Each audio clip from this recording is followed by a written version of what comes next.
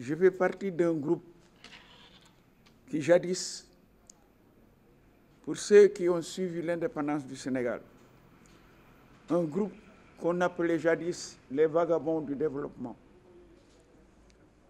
Nous sortions seulement d'une première promotion de l'École nationale d'économie appliquée. Et notre mission était de parcourir les chemins sinueux du territoire national, sans moyens, pour vulgariser une réforme, pour vulgariser un plan, pour assurer l'éveil de la conscience critique du monde rural. Face à une catégorie d'hommes qui ont bénéficié des acquis de la colonisation et qui voulaient, malgré tout, que les colonisateurs restent. Ils formaient ce qu'on appelait la bourgeoisie comprador, une sorte de bourgeoisie née des familles régnantes et quelquefois même de quelques familles maraboutiques qui dirigeaient les coopératives au niveau des SECO, dont les dispositions et le fonctionnement dépendaient des colonisateurs.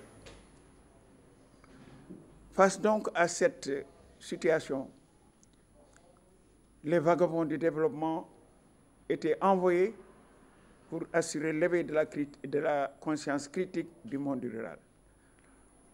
Ils le faisaient sans moyens, au péril de leur vie.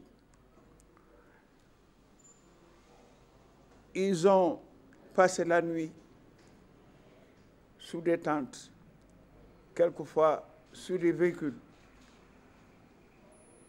pour atteindre les paysans au sein des coopératives, leur inculquer l'éveil d'une conscience critique que l'indépendance, le Sénégal était indépendant et qu'il fallait assurer leur développement. La tâche n'était pas difficile, n'était pas facile. La plupart de cette équipe-là, dont je faisais partie, dont son oncle Omar Seck faisait partie, sont quasiment disparus. Ce qui reste de ce groupe, les doigts de ma seule main, de ma main, ils sont au crépuscule de leur vie et s'interrogent. Au moment né après l'indépendance, nous gouvernent et qui de temps en temps réunit un groupe et leur assure leur inscription dans les ordres, l'ordre national, chevalier de l'ordre national. Oubliés. C'est pourquoi, au niveau de l'ouvrage, à la fin de l'ouvrage, ma fille qui professe en France m'a envoyé un document intitulé Plaidoyer. Plaidoyer pour les... Donc, nos missions étaient difficiles. En 2004, quand le président Abdoulaye Wade a pris le pouvoir. C'est très important. Serigne Gueye. Donc, il faut savoir qui vous êtes. C'est très important. Serigne Gueye a déjà parlé. Orientation par rapport à une bonne prospective. Voilà. Papa Amadou. Papa Amadou Fall, hein? Donc c'est Gueye qui doit parler. Gueye. Il est 17h34, 18h on doit libérer la salle. D'accord. D'accord. Monsieur Gueye.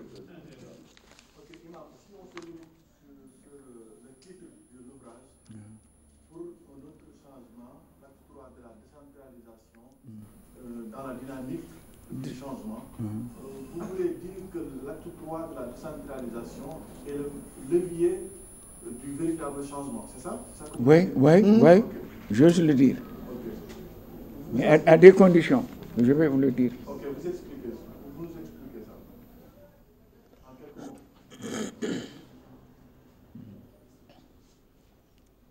C'est tout ce que vous posez. L'acte 3, dans la dynamique du changement, on parle de l'équité. On parle d'abord de la communalisation universelle. La communalisation universelle. La territorialisation des structures. Hein? L'équité sociale. Hein? La polarisation. Vous savez, au lieu de créer des régions, des communes et des départements, les communes, c'est bon, les départements, c'est bon, mais il faut des pôles.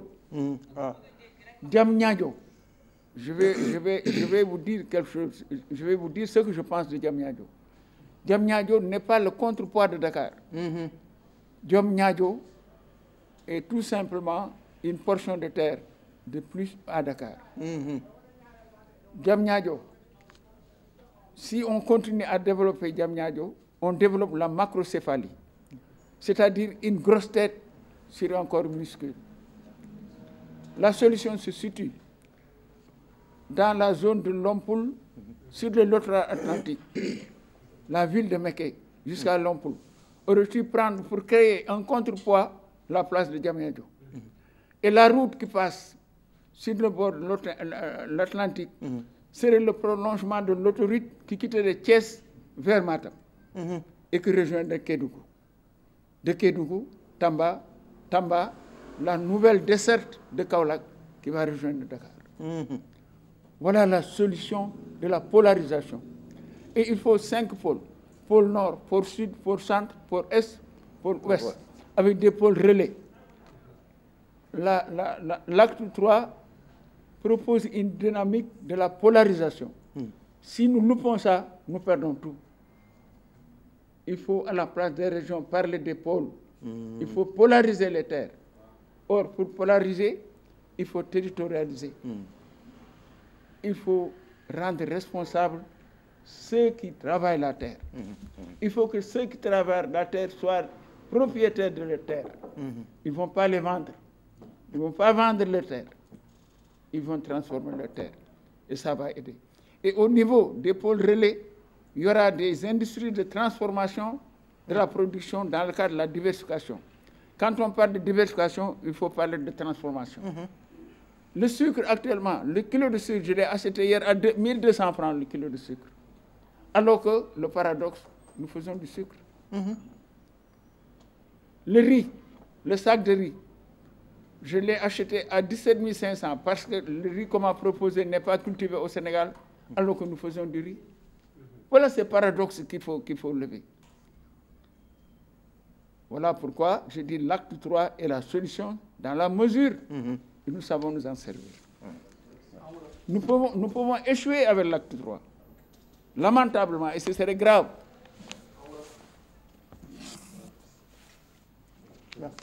Je crois que c'est ce qui vient après.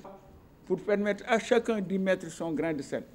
Les marabouts, les groupements producteurs, l'association des jeunes, tout le monde met son grain. À partir du moment où ce sera un acte inclusif appartenant à tout le monde. Et toutes les présuppositions vont être réunies pour permettre au Sénégal d'avancer. Le premier pas, toutes les présuppositions est de ne pas pouvoir avancer. Ouais. Le suivant. Abdoulaye Ndiaye, waaw.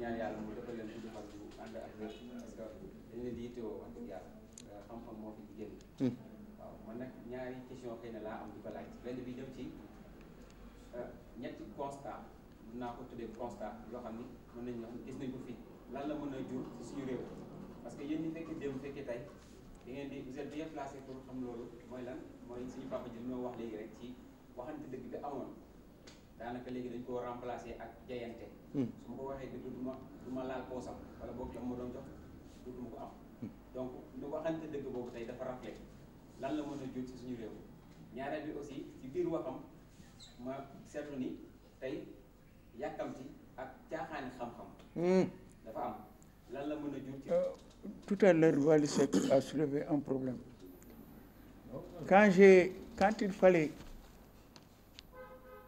faire la préface de mon ouvrage, j'ai pensé à Kizerbo, le professeur Kizerbo, qui était un ami à moi, qui a réfléchi sur un grand livre qu'on appelle La natte des autres, que nous avons réalisé ensemble. Si vous voyez ces livres, j'ai une grande partie réalisé des chapitres là-dessus. Il dit, on ne développe pas, on se développe. Se développer se conjugue à la forme pronominale. Les ressources ne proviennent pas de l'extérieur, ça provient de l'intérieur. On se développe. On ne développe pas, on se développe.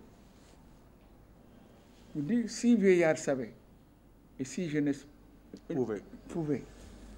C'est vrai. Ça se dit dans un concept où on voit des jeunes à la fleur de l'âge, disposant de toutes les présuppositions, du savoir, de la science et tout, mais qui n'ont pas le savoir. Aujourd'hui, c'est l'inverse. Si vous parcourez l'Europe et l'Amérique, vous allez dans les plus grandes écoles, vous trouverez des jeunes Africains savants. Moi qui me parle, j'ai un fils qui a fait pharmacie industrielle, il continue à être savant dans un pays. Et je lui demande de rentrer parce que ce qu'il fait, il dit que je ne peux pas le faire ici. Parce que les pharmaciens qui sont au Sénégal, c'est des commerçants. Et moi, je suis un chercheur scientifique et quand je viens, je fabrique des médicaments. Vous allez ailleurs, vous trouvez quelqu'un qui travaille la terre, qui fait des recherches sur le sol. Et il vous dit ce qu'il peut faire s'il peut rentrer. Mais personne ne s'intéresse à lui. Alors que l'Occident s'intéresse à lui et bénéficie de son savoir. Voilà les paradoxes devant lesquels nous nous trouvons. Il faut que nos jeunes, au niveau de ces universités, de ces centres de recherche, puissent rentrer, qu'on leur ouvre la voie. Voilà. Quand à ces niveaux-là, ils touchent par mois près de 5 millions, et ici on leur propose moins de 300 000, mais ils ne viendront pas. Ils continuent. Ici, on continue à former des pharmaciens marocains, tunisiens, qui rentrent chez eux, qui vont se former, et qui rentrent chez eux. Et quand il y a des malades au Sénégal, on les amène au Maroc et en Tunisie pour être soignés par des jeunes que nous allons former ici. Voilà un paradoxe. Voilà un paradoxe. Voilà